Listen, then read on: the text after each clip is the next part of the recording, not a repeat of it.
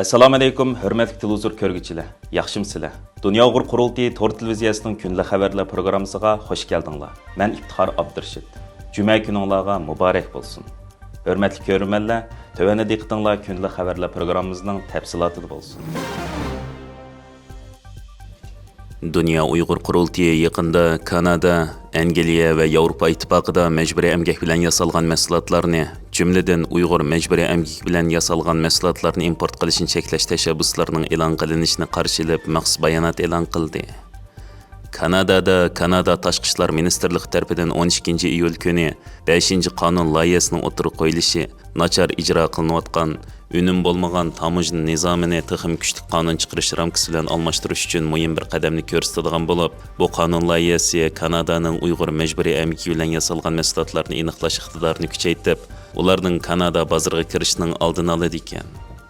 Shundaqla Angliyadami Savdo ministri Sir Chris Bryan 30 iyun kuni Avam Palatasi Soda va Savdo komitetida bergan guvohligida hukumatning majburiy amgak bilan yasalgan tovarlarning importini cheklash qonun loyihasini yo'l qo'yishga bo'lgan va'dasini o'ttirib qo'yib, hukumatning keyingi 3 yil ichida bunda qonun chiqarishni planlaganligini bildirgan.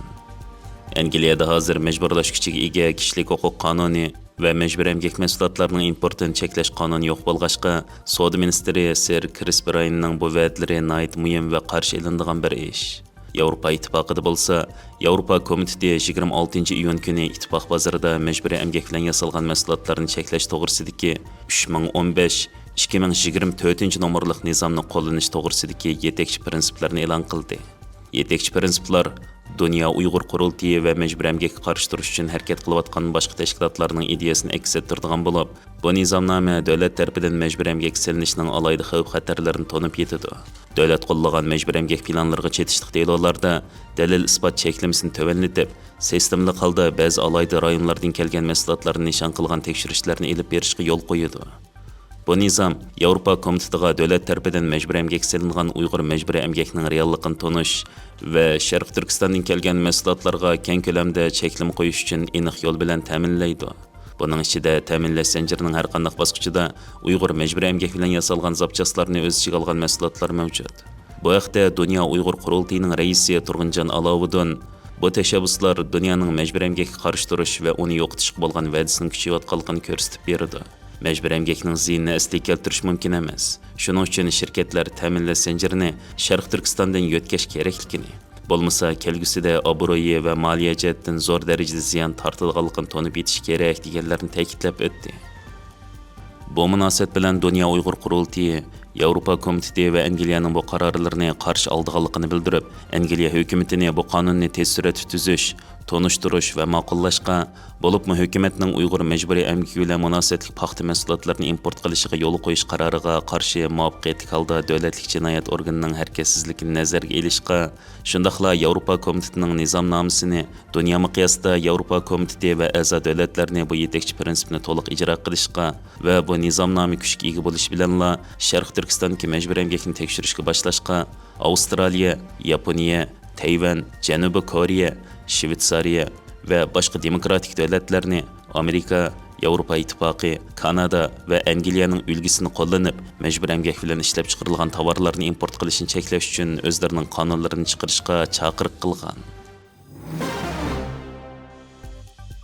Markaziy Kanadadagi Uyg'ur kishilik huquqini qo'g'dash tashkilotining ijroiya direktori Mehmet To'xta apandi Ottawaning Xitoyning atalmish millatlar ittifoqligini ilgari surish qonuniga bo'lgan inkosi va Kanadaning Xitoyning davlat xalqigan bostirishga qarshi turish va'dasini ijro qilmaganligini ayblab, Ottawaning bu qonundan Xitoyga aloqador siyosiy faoliyatchilarni qo'g'dash uchun dunyoviy harakat qo'llanish kerakligini, Bosh minister Mark Carney'ning yanvarda Beijing qilgan ziyaratidan keyin hukumatning kishilik huquq masalalarini oshkor qo'yish va tilga ilishning ozib qolganligidan ansiraydiganligini bildirgan.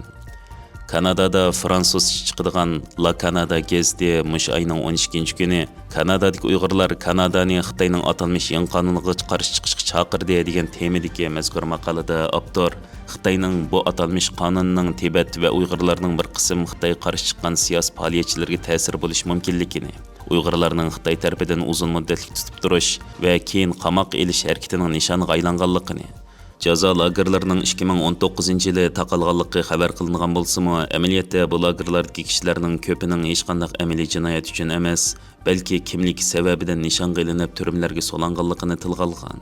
Kanadaning Jenevadagi Birlashgan Davlatlar Tashkiloti organlaridagi bosh elchisi Peter McDougall 16-iyun kuni BDT kishilik huquq kengashida Ottawa tarafidan qattiq nazorat qilinadigan bir qator masalalarning biri sifatida bu qonunni tilga olgan.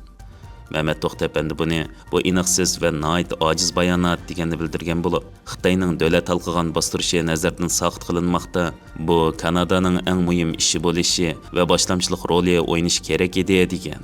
Mazkur gazetda bildirilishicha, Konservativlar partiyasining muavin raisi Melissa Landsman bu qonunning Xitoyning qonunlashtirilgan zulmini ifodalaydiganligini o'ttirib qo'yib, Beijingning yangi millatlar birligi qonuni Xitoy Kommunistik partiyasining kontrol qilish qurollari ichidagi eng yangi qurol bo'lib, u har qaysi millatlarning huquqini davlat ichida bostirishdan tortib, chet ellarda Tayvanga tahdid solishqchi bo'lgan doirani o'z ichiga oladi degan.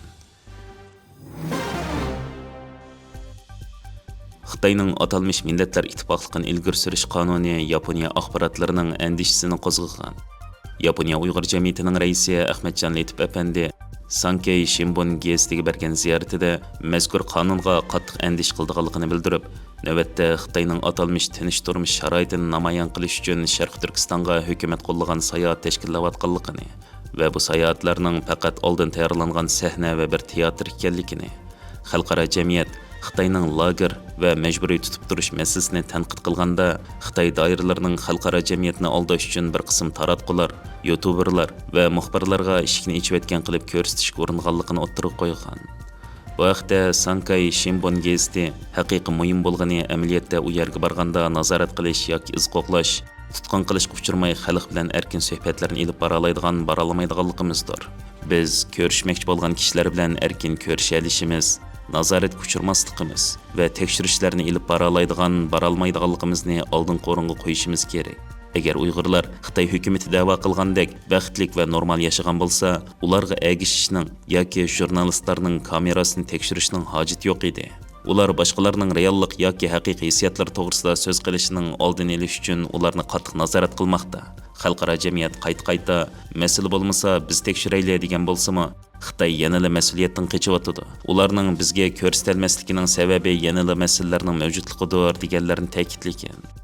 Ahmadjon Letip mazkur gazetga bergan ziyorat xotirasida Xitoyning atalmış qonun orqali Uyg'urlarni to'liq assimilyatsiya qilish, Uyg'ur tili, madaniyati, dini va milliy kimligini jinoyatlashtirishga, Xitoyning yillardan buyon yurgizib kelayotgan qirg'inchiligini qonunlashtirishga urinayotganligini ta'kidlab, 1949-yili Xitoy Sharq Turkistonni ishg'ol qilganda asosliqi harbiy xodimlardan tarkib topgan Xitoy nufusining Sharq Turkistonda 5%dan oz qismini tashkil qilganligini va ularning Sharq Turkistonda oz sonliq millat ekanligini, ammo o'tgan 77 yilda keng ko'lamli ko'chmanlar siyosati yo'l qo'yib, Xitoy nufusini Sharq Turkistonda ko'p sonliq aylantirganligi va rayon nufusining demografik qurilmasini o'zgartganligini, shundaqla bugungi kunda ayni vaqtda ko'chman bo'lib kelgan butunlay yot kishilar bo'lgan Xitoylarning Sharq Turkistonning asl egisi va yerlik xalqini turmush usuli, qimmat qarashi va an'anaviy madaniyatidan voz kechishga inson qalbidan chiqqan vositalar orqali qistavotganligini ta'kidlagan. Sankei Shimbun gazeti bu haqda eng muhimi Uyg'ur xalqining nima o'ylaydiganligi. Xitoy doiralari 77 yildan buyon tabiiy assimilyatsiya qilishga tirishdi, ammo hech qanday ilgirlash hosil qila olmadi.